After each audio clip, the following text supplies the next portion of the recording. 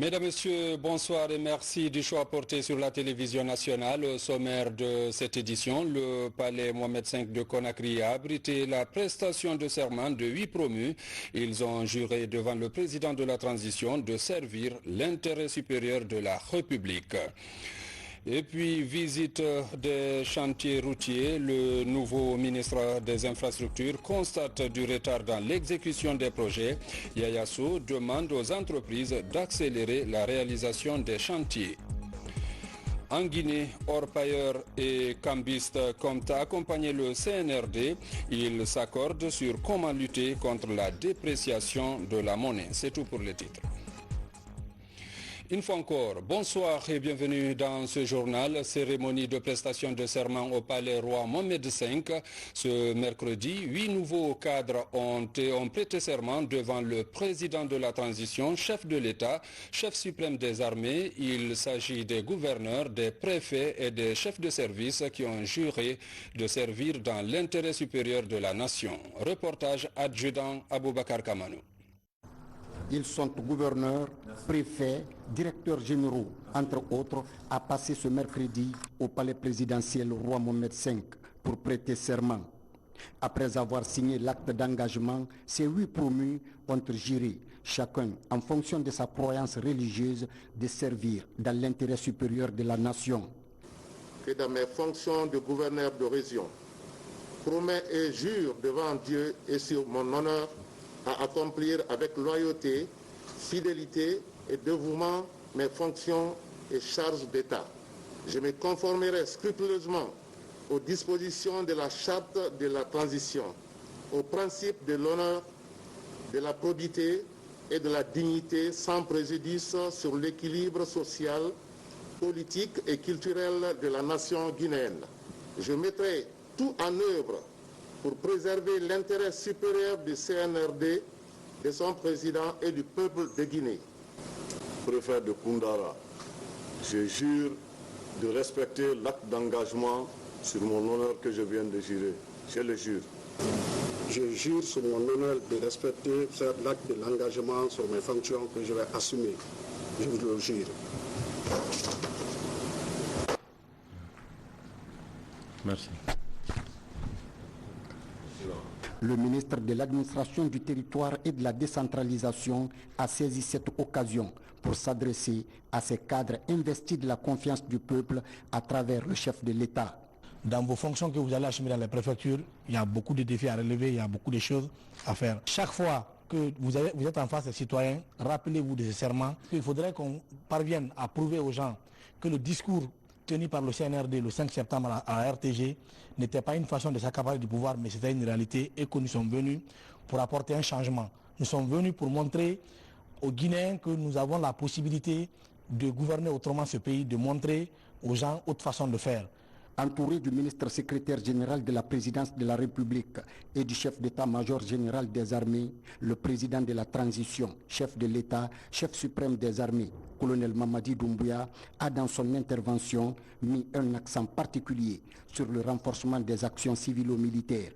Le chef de l'État a demandé à ses commis de l'État de se mettre à l'abri de tout conflit d'intérêts et de lutter efficacement contre la corruption dans leur sphère de commandement.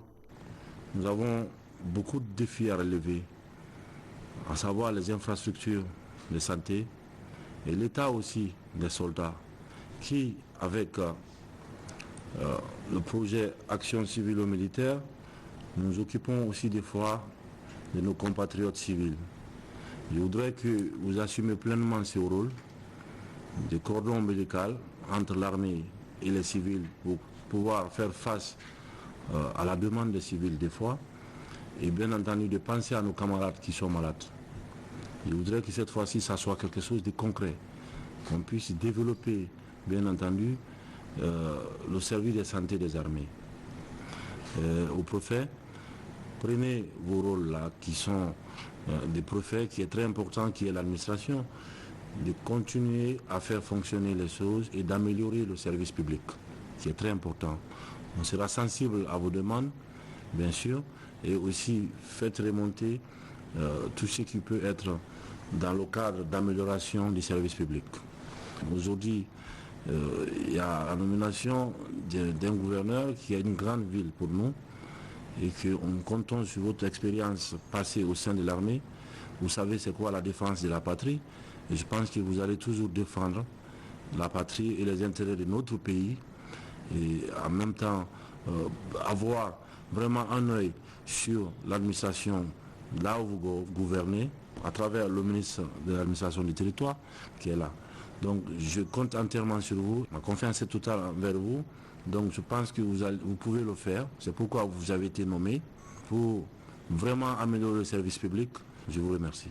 Les jours à venir, d'autres promus seront aussi reçus par le chef de l'État, chef suprême des armées, pour les mêmes séances de prestation de serment. Au niveau de la police, le nouveau directeur général et son adjoint nommés par décret à la faveur de la transition ont pris fonction ce mercredi. Les promis ont été présentés à l'ensemble des policiers devant une délégation du CNRD. Reportage colonel Morikaba. Cette remise de drapeau marque la prise de fonction du nouveau directeur général de la police nationale. Le nouveau patron mesure déjà la portée de sa mission. Je compte réconcilier et instaurer la confiance entre la police et la population guinéenne. Il est important que nos citoyens se sentent en sécurité au quotidien. Ma priorité ira dans ce sens-là. La sécurité de nos concitoyens est le premier devoir de l'État. L'intégrité physique des personnes est sacrée et je m'engage à défendre, grâce à l'engagement au quotidien des fonctionnaires placés sous mon autorité, cette sécurité des personnes. Ce droit à la sécurité doit s'appliquer toujours et partout sur l'ensemble du territoire national guinéen. Avec vous, votre concours, nous allons arriver à l'objectif fixé par le président de la République, le colonel Mamadi Doumbouya, et tout cela sous le contrôle, la coordination, la supervision et l'impulsion du ministre de la Sécurité et de la Protection civile. Au promu, le ministre en charge de la sécurité décline ses priorités. Il n'est pas rare d'apercevoir un policier en train de prendre de l'argent avec les usagers de la route. Mettre définitivement fin à cette action qui ternit l'image de la police. Le deuxième chantier, c'est les embouteillages qui rendent la vie impossible aux usagers de la route. Le troisième chantier le plus important, c'est le chantier lié à la délivrance des documents de voyage, notamment le passeport. Il y avait quand même un dysfonctionnement et qu'il fallait mettre justement un terme à ce dysfonctionnement. Commissaire principal de police Abdoul Malik Koné est diplômé de la plus haute école de la police française. Ancien directeur central de la police judiciaire, l'homme a la lourde tâche d'assurer la sécurité des personnes et de leurs biens sur toute l'étendue du territoire national. Dans l'actualité encore, une mission de la Fédération internationale des droits humains chez le Premier ministre chef du gouvernement, Mohamed Beavogui, et les membres de la délégation ont passé en revue des questions de droits de l'homme et autres efforts consentis par le CNRD depuis son arrivée au pouvoir. Reportage Adi Kamara. C'est une mission de la Fédération internationale pour les droits humains. Elle rencontre le Premier ministre chef du gouvernement. L'objectif est de discuter des voies et moyens permettant de promouvoir les droits de l'homme dans le pays en cette phase de transition. Cette organisation internationale de défense des droits de l'homme s'active à faire primer les normes internationales relatives aux valeurs et principes sacro-saints de la démocratie. Nous sommes venus, la FIDH et ses organisations membres en Guinée. Je veux citer l'organisation guinéenne de défense des droits de l'homme et du citoyen, Même droit pour tous, et également notre partenaire AVIPA, l'association des victimes, parents et alliés des événements du 28 septembre, pour délivrer notre message à Monsieur le Premier ministre et écouter le sien. Notre message est un message commun, une position commune de la FIDH et de ces trois organisations membres ici en Guinée. Monsieur le Premier ministre a répondu à nos questions. Sachant que la Fédération internationale des droits humains favorise et soutient les processus de paix et de développement dans les pays, le Premier ministre Béavougui s'est dit déterminé à soutenir ces actions et rappelle que le CNRD travaille déjà dans le sens de la défense des droits humains en Guinée. Et puis, la ministre de l'Information vient de faire le constat sur le fonctionnement de certains services de son département. L'acte fait renaître l'espoir au niveau de la RTG Boulbiné à l'arrêt depuis plusieurs années. Reportage Amadou Touré.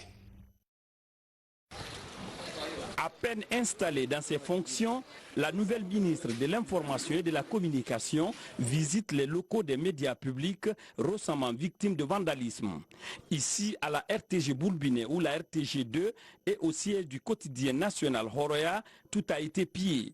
Cette démarche va donc permettre à Rose Paula Prissemou de passer au peigne fin les dégâts afin de permettre au département de mesurer toute l'étendue du travail à accomplir. On a du travail. On a trouvé un bâtiment qui a besoin de réhabilitation complète. Et nous ne pouvons pas nous permettre en tant que télévision nationale d'avoir qu'un seul édifice qui retransmette les informations sur le plan national et international.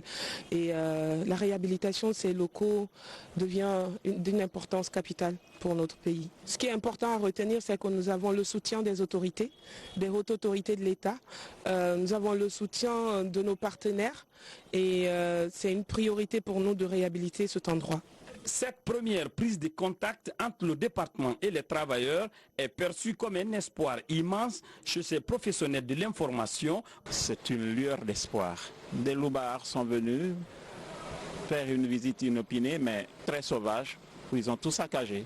Et voilà que, en tout cas, l'ère du renouveau souffle, on a espoir. Ça me fait un sentiment de satisfaction parce que déjà, si notre première autorité a le souci de voir ce qui se passe, c'est que ça veut dire quelque part que le gouvernement est à pied d'œuvre pour vite faire et nous remettre au travail. Avec cette visite, c'est un espoir qui anime désormais les travailleurs de ces sanctuaires des médias en Guinée. Toujours dans le même registre, le nouveau ministre du Commerce et de l'Industrie vient de conférer avec les cadres relevant de son département. L'amélioration des conditions de travail et la redynamisation du secteur sont entre autres plans envisagés pour booster l'économie nationale. Reportage Abdul Karim Kamara. La fusion commerce-industrie est un attelage apprécié par plusieurs acteurs de l'économie nationale. D'abord, une industrie guinéenne en pleine mutation, dont la production excessive ces dernières années est due à la diversification du tissu industriel, mais aussi de la migration des acteurs de l'informel vers le formel. De là, des efforts sont fournis pour valoriser les produits locaux afin d'améliorer la balance commerciale. Dans sa mission de consolider cette fusion, Dr Bernard Goumou passe d'abord en revue tous les services du département. Cette tournée avait principalement pour objectif de transmettre le message du chef de l'État, le colonel Mamadi Doumbouya, et du Premier ministre, M. Mohamed Béavougui. C'était de toucher au bout du doigt les réalités et les conditions de travail de mes collègues. J'ai été très satisfait de l'engagement que chaque travailleur a démontré, de m'accompagner. J'ai vu des cadres dynamiques, une jeunette en mouvement pour accompagner tous les travaux qui seront déclinés dans le ministère. Face à ces enjeux, les défis à relever sont nombreux. Défis parmi lesquels l'aménagement et la sécurisation de nouvelles zones industrielles, la promotion de la politique de transformation locale par les PME ou encore la transparence dans le circuit commercial afin de garantir l'intérêt du consommateur. Ma priorité, c'est d'abord d'unir tous les travailleurs, de mettre tout le monde ensemble autour d'une table. Dans le plan stratégique, il y a des objectifs et ces objectifs vont être déclinés par direction, par activité et par résultat. C'est en cela que je veux me prendre pour gérer le ministère. En écoutant les acteurs de son département, Dr Goumou a aussi eu des informations sur la concurrence déloyale dans le monde de l'industrie et du commerce. À ce niveau, le ministre est formel. Tout se jouera sur la base de la compétence. À l'international, la Guinée a passé son message officiel à la COP26 ce matin. Le pays reste attaché à l'accord de Paris et compte jouer son rôle de régulateur écologique de l'Afrique de l'Ouest. Avant 2030, la Guinée affiche aussi des ambitions de réduction de ses gaz à effet de serre. Reportage Mamadou Alpha Baldé. À la tribune de la COP26, la ministre guinéenne de l'Environnement et du Développement durable rassure les différentes délégations gouvernementales de l'engagement du château d'eau de l'Afrique de l'Ouest à œuvrer pour un monde neutre en carbone. De Paris nous interpelle tous, pays pauvres ou riches, à préserver notre planète afin de vivre décemment et de léguer un monde meilleur aux générations futures. Mesdames et messieurs, dès les premières heures des événements du 5 septembre 2021, le Comité national du Rassemblement pour le développement, CNRD, à travers son Excellence Monsieur le Président de la République, chef de l'État, président de la transition, colonel Mamadi Doumbouya, a rassuré la communauté internationale, les partenaires techniques et financiers, ainsi que les investisseurs, de l'attachement de la République de Guinée au respect de tous les accords bi- et multilatéraux dont elle est partie. Dans sa contribution déterminée nationale en vigueur, la Guinée promet une réduction d'environ 40% de ses émissions de CO2 d'ici 2030. La Guinée assume une responsabilité économique et sociale vis-à-vis de nombreuses populations de la sous-région. D'où la motivation du gouvernement à établir ses priorités en matière d'atténuation des émissions de gaz à effet de serre en privilégiant la construction des barrages hydroélectriques, la valorisation des déchets, la promotion des énergies renouvelables pour une gestion rationnelle et durable des ressources naturelles. En outre, la contribution déterminée nationale révisée de la Guinée a établi un objectif conditionnel de 49% et un conditionnel de 20% en vue de la réduction de ses émissions brutes d'ici 2030. Suite aux études menées par la CDN, les premières estimations des coûts de mise en œuvre de nos engagements s'élèvent d'ici 2030 à environ 15 milliards de dollars US pour l'atténuation des effets du changement climatique et d'1 milliard de dollars US pour l'adaptation. Forte de sa position à la tête du groupe des 77 plus la Chine, qui constitue un puissant groupe de négociation, la chef de la délégation guinéenne appelle les pays à plus de réalisme pour l'atteinte des objectifs fixés par l'accord de Paris. Nous sommes dans la dernière ligne droite de cette COP26 ici à Glasgow, même si tout le monde est d'accord à l'image de ces différentes délégations qui continuent à passer à la tribune de cette conférence, qu'il y a urgence à agir. Le comment reste la grande inconnue à date. Je vous l'annonçais dans les titres, première sortie du ministre des Infrastructures. Yaya Sow s'est rendu sur certains chantiers pour voir l'évolution des travaux. Le constat révèle beaucoup de retard. Il exige des travaux nocturnes pour satisfaire les usagers. Reportage Aboubakar Junior Camara. Depuis 2018, le gouvernement guinéen a entamé un vaste programme de reconstruction des voiries urbaines de Conakry. 70 km de bitume et 2 échangeurs, des km 36 et Kagbélé. Des travaux d'envergure qui traînaient le pas pour manque de financement. Aujourd'hui, l'accord par la Guinée, soit 15% du montant de l'accord cadre de 20 milliards de dollars avec la Chine, est déjà payé par le président Mamadi Doumbouya. L'accord par la Guinée a été libéré par son Excellence, Monsieur le Président de la République. D'ailleurs, c'est l'une des premières mesures qu'il a prises quand il est arrivé au pouvoir. Donc il faut saluer ce geste qui est hautement symbolique. Et nous avons également le Premier ministre en particulier à convoquer toutes les sociétés contractantes où il leur a fait prendre des engagements pour accélérer les travaux de façon à les finir dans les plus brefs délais. Le contrat de reconstruction des grands carrefours en béton armé comme ici à Sangoya, Kisoso, Anta et Lansanaya est exécuté à 60% sur financement du budget national. Un taux d'exécution qui ne rassure pas le patron des infrastructures et des transports. Les mesures nouvelles ont été prises pour renforcer les équipes, renforcer les équipements et nous allons les obliger à travailler la nuit. Et on aura ces ouvrages-là le plus tôt. La population, nous voulons la rassurer pour leur dire que tous les chantiers ont été repris grâce à l'action dynamique de son Excellence, Monsieur le Président de la République. Autre problématique des infrastructures routières à Conakry, l'occupation anarchique de la chaussée. Garages, parkings ou dépotoirs d'ordures occupent la route et créent d'énormes embouteillages. Le ministre des Infrastructures annonce la dernière étape de la sensibilisation. La chaussée agressée, donc nous allons prendre des mesures pour sensibiliser la population. Exiger des travaux de qualité dans l'exécution des contrats routiers est une priorité pour le gouvernement Beyavogué. Le ministre Yaya Sow envisage des visites surprises pour superviser tous les projets de construction de routes sur toute l'étendue du territoire national. Visite également des centres hospitaliers du pays. Ce matin, le ministre de tutelle était à l'hôpital national Ignace Dine. Dans les différents services, il a évalué la capacité des équipements. Reportage à Diatoubari.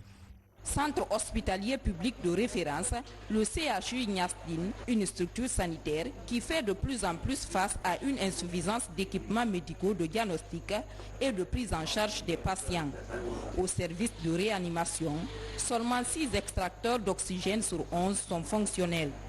De ce service à celui des urgences pédiatriques, en passant par la radiologie et la maternité, les chefs de service exposent au ministre de la Santé les problèmes qui empêchent le bon fonctionnement des services de soins. Un état de lieu pour montrer quel est le retour sur investissement que le gouvernement et l'État guinéen ont eu de tous ces investissements. La deuxième chose, c'est de déterminer de quoi a-t-on réellement besoin pour pouvoir offrir des services de santé dignes des défis du XXIe siècle. Nous avons aujourd'hui une unité de fabrication d'oxygène médical, mais nous n'avons pas tous les intrants. Nous avons fait le plaidoyer pour que nous puissions avoir les intrants. Nous souhaitons toujours la rénovation de l'hôpital parce que la rénovation veut dire reconstruction de l'hôpital avec tous les accessoires, tout le matériel ultramoderne que nous puissions avoir. Cette visite se fait sur fond de concertation avec le personnel soignant du CHU Ignace Dine. Un cadre d'échange pour expliquer la nouvelle feuille de route du ministère de la Santé conformément aux directives du président de la transition. Que nous n'avons pas droit à l'erreur. J'ai communiqué ce message d'urgence à mes collègues et confrères et je leur ai dit pourquoi le gouvernement de transition pense que l'effort de renouveau et de refondation de la Guinée doit commencer par la santé. Là où les actions des hommes et des femmes impactent directement la vie de nos compatriotes. Si on veut restaurer la confiance avec le peuple de Guinée, si on veut redynamiser et relancer l'action publique, il n'y a pas de meilleur endroit que celui de la santé. Formation, recherche scientifique et offre de soins de santé, voilà la vocation du CHU Ignace Dine. Avec près de 400 travailleurs, l'amélioration des conditions de travail devrait répondre aux besoins incessants des populations en matière de qualification des soins de santé à travers des matériels de pointe. Du côté de l'enseignement technique et de la formation professionnelle, le ministre était l'hôte du CFP maritime, du chemin de fer, de l'ENI et du Centre national de perfectionnement en gestion. Dans les écoles visitées, Alpha Bakar Bari a déploré la dégradation très poussée des infrastructures et le manque d'équipement. Le constat avec Moussa Komara. C'est sa deuxième visite dans les installations des écoles professionnelles publiques. Le nouveau ministre de l'enseignement technique est à l'école maritime pour s'imprégner de l'état de santé de l'établissement. L'infrastructure est vieillissante. L'apprentissage se fait dans des conditions difficiles. Aucune matière d'œuvre. Pendant ce temps, les étudiants se débrouillent à finir les travaux de cette embarcation entamée il y a 4 mois. Regardez l'état de notre école, c'est très dégradé. Nous n'avons pas là où étudier, on n'étudie pas dans les meilleures conditions. Quand vous rentrez dans les salles de classe, vous-même vous allez voir ce qui se passe. Ce n'est pas normal. Donc nous espérons que l'État nous aide au moins de renouveler notre école. Sinon, ce n'est pas bon. À quelques mètres de là, nous voici à l'unique centre de formation en conduite locomotive, mécanique diesel ferroviaire et en exploitation ferroviaire. Pas de stage pour les sortants, l'école se dégrade. Seules les épaves des machines qui datent depuis 1947 sont visibles dans les ateliers. Devant le ministre, il plaide pour l'amélioration de leurs conditions de travail et d'apprentissage. Vous voyez les salles de classe, on n'en a pas. On n'a pas d'outils normalement ou bien d'effets pour les dispenser les cours valables du moins. Troisièmement, vous avez vu les ateliers ne sont pas dotés. Ils ne sont pas du tout dotés de matériel didactique. Contrairement à ces écoles, les installations de l'école normale d'instituteurs se portent bien. Le corps enseignant est vieillissant et les effectifs sont pléthoriques dans les classes. L'extension de l'école est sollicitée et le ministre prend note. Les bureaux du Centre national de perfectionnement et des différentes directions nationales ont reçu la visite de Alpha Bakal-Barry. Le constat est sans appel. Une journée absolument instructive, nous avons beaucoup appris. Nous allons retourner au cabinet maintenant pour voir qu'est-ce qu'on peut faire avec le personnel, qu'est-ce qu'on peut faire avec les directeurs d'école pour pouvoir améliorer certaines choses que l'on peut. Le défi est grand. Le chef du département compte sur la créativité de tous les cadres pour espérer changer l'image de l'enseignement technique et de la formation professionnelle. Restons avec la formation pour parler de cette signature de convention de partenariat entre le ministère de l'enseignement préuniversitaire et la Fondation pour le développement économique et social basée aux États-Unis. Cette institution spécialisée en sciences et technologies veut accompagner le MENA dans la révalorisation des programmes et la promotion des mathématiques. Compte rendu Younoussa Tawel Kamara. Au cours de ces dernières années, le constat révèle que dans le choix des filières, les jeunes filles s'intéressent peu aux sciences mathématiques. Et celles qui choisissent ces options ont souvent des faibles moyennes en mathématiques. Pour inverser cette tendance, le ministre de l'enseignement préuniversitaire et de l'alphabétisation signe une convention de partenariat avec la Fondation pour le développement économique et social basé aux États-Unis d'Amérique.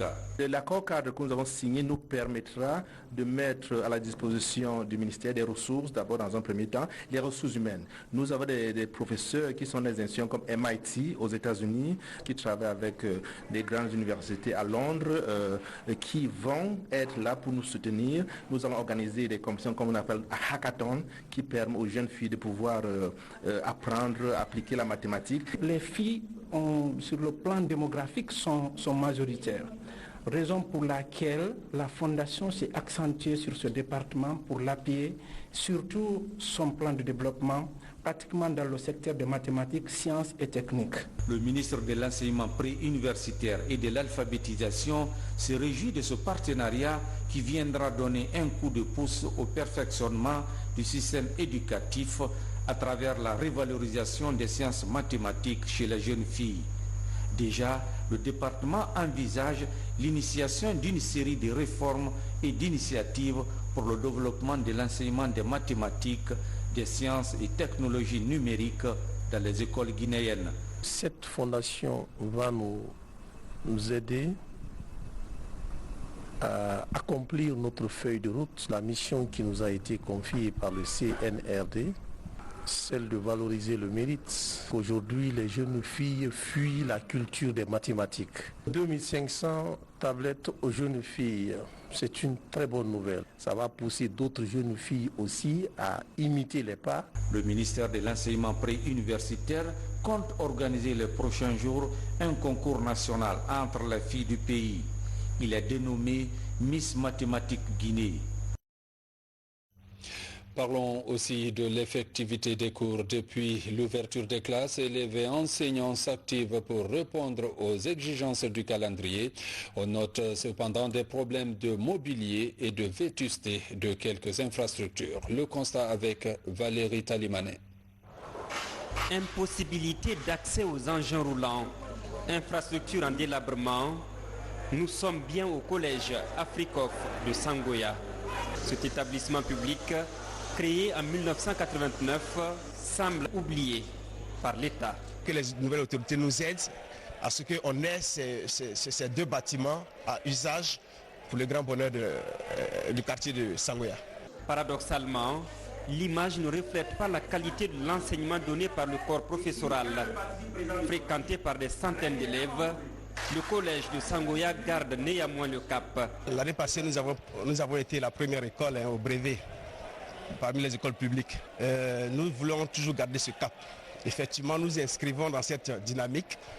Ces enseignants attendent que cet appel lancé retienne l'attention des nouvelles autorités.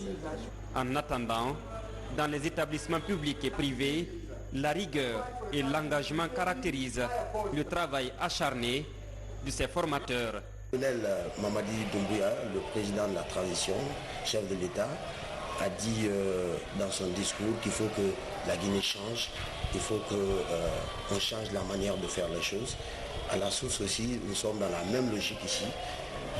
Cette année, nous avons pris beaucoup plus de dispositions parce qu'on a vu que dans les années passées, les examens n'ont pas beaucoup marché pour les écoles, surtout les écoles privées. Et nous, bon, ça va, notre résultat n'était pas mal parce qu'au brevet, on a eu 100%. Et dans les examens comme le bac, on a eu 34%. Ce qui n'est pas mal par rapport au résultat général. Je me mets à la tâche parce que je fais les sciences sociales. Je dois me battre pour faire les dissertations, la philosophie, parce que c'est ce qui peut encore nous aider au bac. L'élan de la qualification du système éducatif est pris. Responsables d'établissements et élèves, tous misent sur la stabilité sociale pour des résultats de qualité aux prochains examens nationaux. Changeons de registre. L'Union nationale des orpailleurs de Guinée a conféré hier avec les cambistes agréés par la Banque centrale. Au centre des discussions, comment stabiliser la monnaie guinéenne face aux devises étrangères. Les deux parties souhaitent aider le gouvernement pour éviter toute dépréciation monétaire. Moussa Komara, Saint-Martin Francine-Adouno. Ils sont incontournables dans la stabilité de la monnaie guinéenne face aux devises étrangères. Cambistes agréés et orpailleurs se concertent pour appuyer les nouvelles autorités dans la maîtrise de l'inflation. La rencontre a duré 1 heure. Les cambistes n'ont pas de devises suffisantes pour approvisionner les exportateurs et importateurs sans que les orpailleurs approvisionnent les cambistes. Donc c'est nous qui faisons l'extraction avec la production. C'est ce produit-là qu'on vend à l'étranger et les devises qui rentrent, qu'on rapatrie dans le pays, c'est ces devises-là qu'on donne aux cambistes agréés et avec même certaines banques primaires pour pouvoir satisfaire aux besoins des importateurs des denrées dans le pays. Et si vous souvenez même du début du Covid jusqu'à un certain moment, les denrées étaient très hausses à l'international. Mais en Guinée, ça n'a pas été le cas puisque le devise, au lieu que ça reste stable ou que ça monte, ça a été baissé. Donc ça a été fait grâce à la bonne collaboration des orpailleurs et des cambistes avec la Banque centrale. Donc c'est pour cela que nous avons invité les cambistes à ce qu'on échange à nouveau. Et puis on va élargir ces rencontres dans les semaines qui suivent pour ne pas que les devises puissent être à la hausse, qui va causer beaucoup d'autres dégâts au pays. Face aux monnaies étrangères, le franc guinéen se porte mieux. $1 par exemple est vendu à 9 000 francs guinéens, alors qu'en 2020, $1 était vendu contre 10 500 francs. Ce résultat est à l'actif du gouvernement et de ses partenaires qui espèrent maintenir cette performance. Des engagements sont pris pour éviter toute dépréciation monétaire.